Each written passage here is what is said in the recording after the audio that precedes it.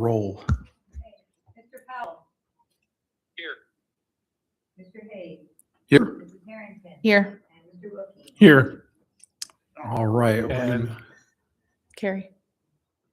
Oh, Carrie, I'm sorry, Carrie. Good call. I know I just write it down. Wait, Right. All right, we'll go ahead and move on to agenda item 1.2, and that is PACE. I'll hand it over to Mr. Lavender.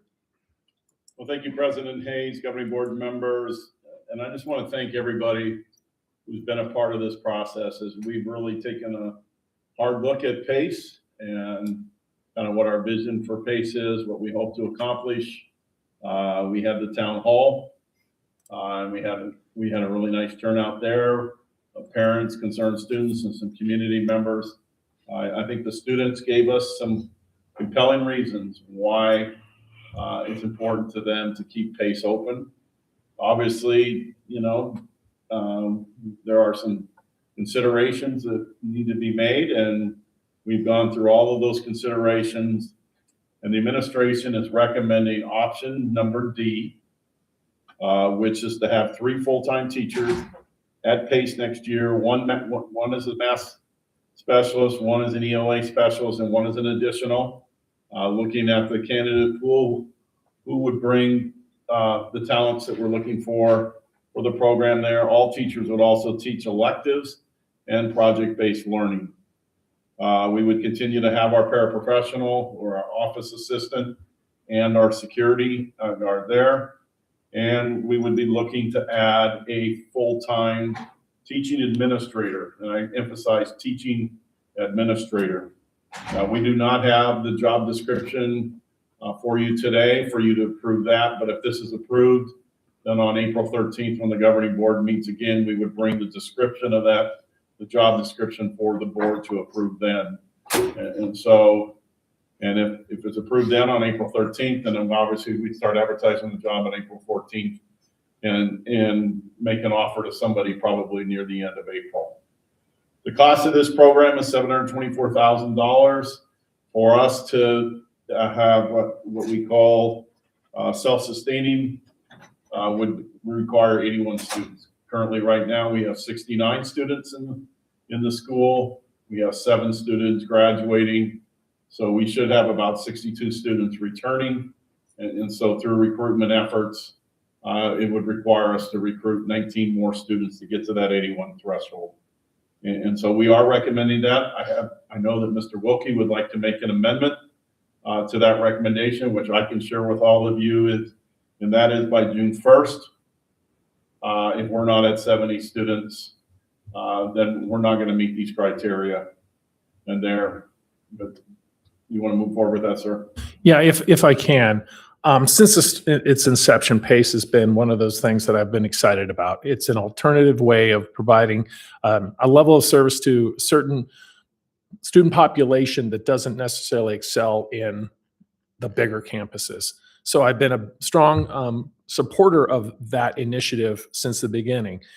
It's gone through some challenges over the last 3 years, and financially it has been, the first year it was basically grant funded, second year it dropped off because we were supposed to have 125 students. That's what we all kind of like, oh, 125, I'm excited, let's watch this thing.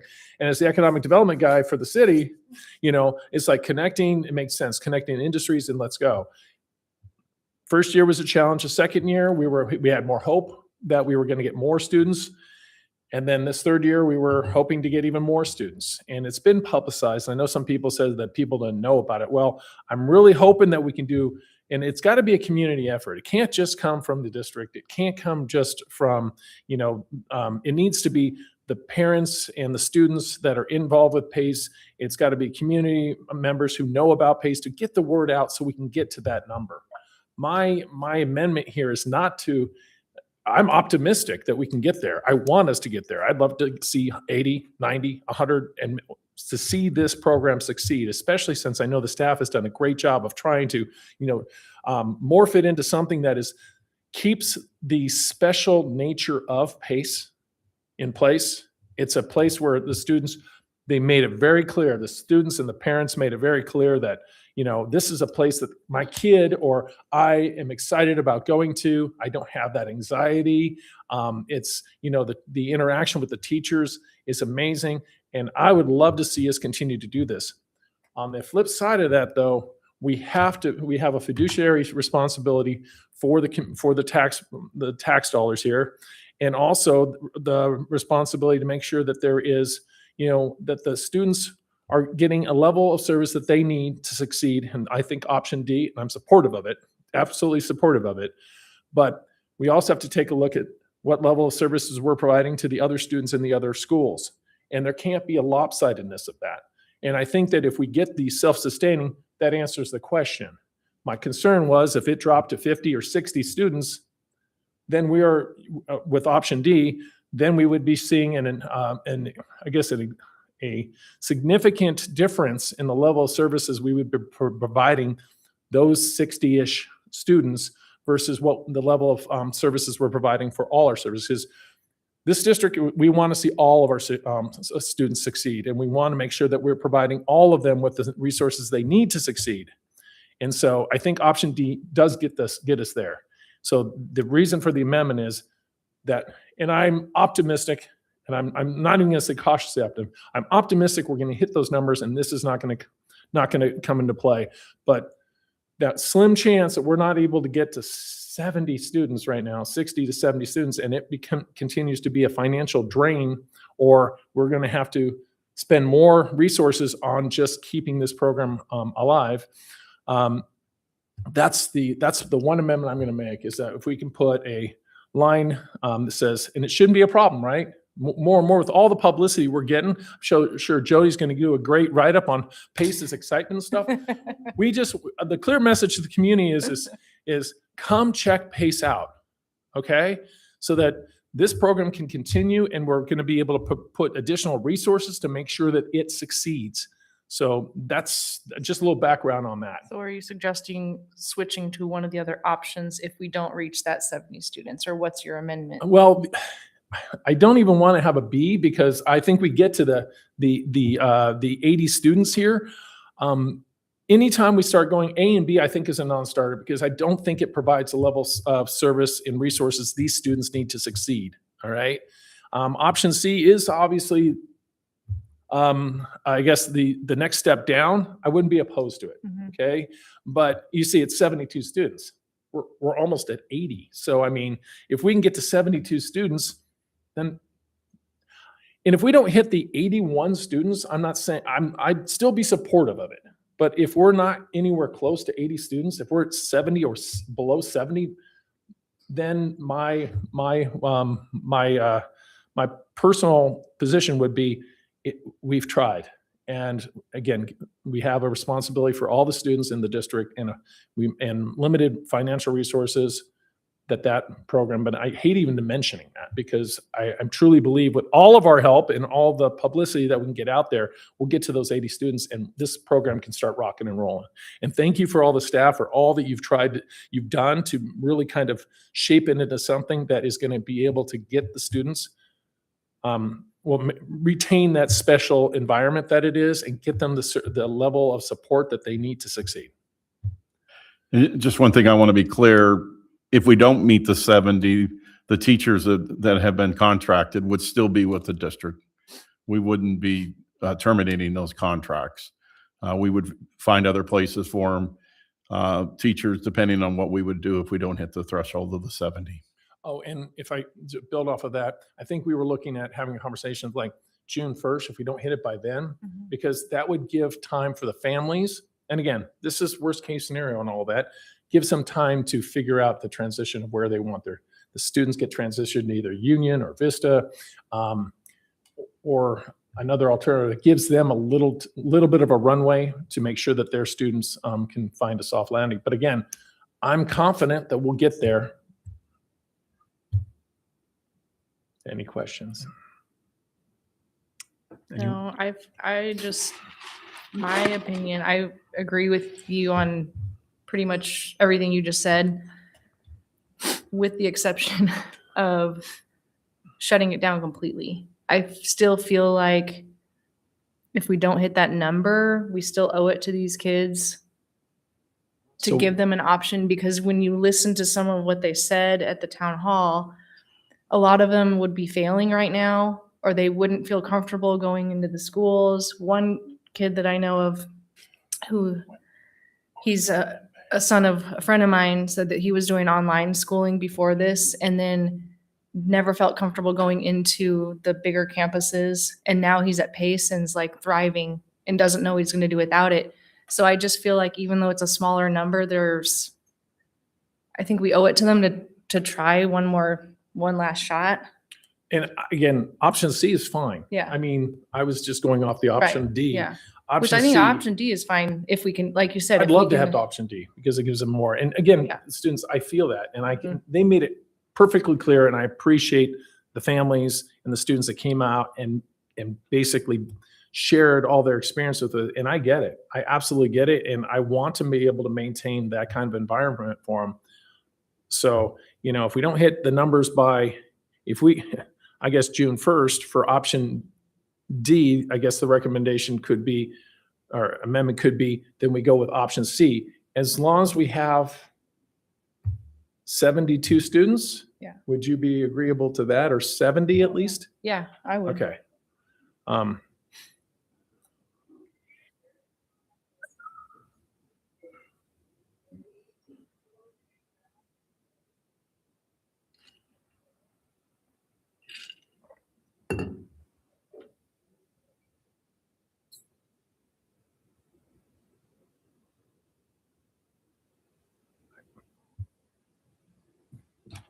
Right. And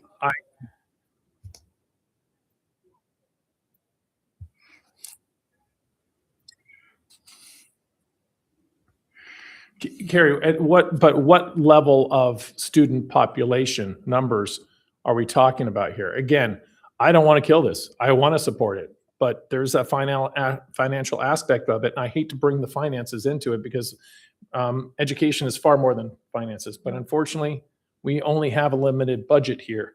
And so, I mean, again, if we're looking at 70 students, I'm all for it. If we start seeing, if we see 50 students, Yeah. what are we talking about here? Then we're not even close to being even with that. Right.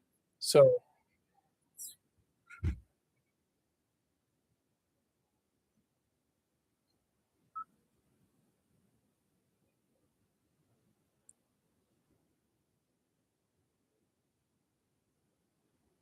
Mhm. and I can understand that. This is the effort, right? This is the, come on, let's go. Let's everybody get out there and start promoting PACE so that we can get those numbers up so that, the more students we get, the more funding we can get into PACE, which means even better levels of service for these students. So, Mhm.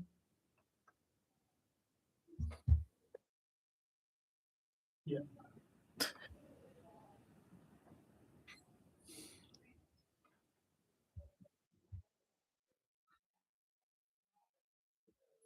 Right.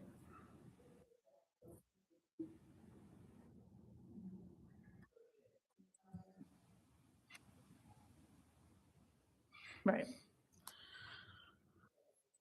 Yes, ma'am. Have we reached out to the middle schools and invited them to come visit Pace? I know that they've gone to both the regular high schools, but I know they did it last year. They may not have done it this year yet because we hadn't told them what the decision was going to be. But it's something it's recruiting that can be done between now and the end of the year. okay. So let's think, get on it. yeah, I think that's Yeah. important to make sure that the middle school aged parents know about this option. and I think that along with this is, since it has morphed, is that getting that simple marketing piece that connects the parents and the students are looking at, this is what it is, because I think that's challenged us in the past in the marketing. What exactly is PACE? And I think that we can even use the testimonies from the students and the parents about why you should check out PACE. Mhm. And I think that would go a long way. And so by coming up with the marketing kind of just a simple, this is what it is so that they understand. And going back to the first year when we had 125 people signed up, and when this, year started, kicked off, it was like 70, 75, and 54. 54 because people didn't realize what they were signing up for, and we didn't do a good job of circling back to make sure that they were all geared up for the school. So I think at this point, we're going to need a little marketing, and marketing piece that clearly and gets people excited about coming and checking out PACE. And I think that at this point, we have 3 months, if my math is right, to, well, roughly 3 months. Again, I'm not hardcore about that, but about 3 months to get this information out, get the spread out, maybe having a few more PACE open houses and stuff like that for the middle schools, and really kind of push, because I think if we do several of these and we do a marketing blitz leading up to that June-ish kind of time frame, I have But no doubt we need should what, be at able least 19? to- So if you think about that between the middle schools, there's got to be at least 19 kids going into high school that don't feel comfortable going into the giant Absolutely. environment. I'm sure there's probably about 50 or 100.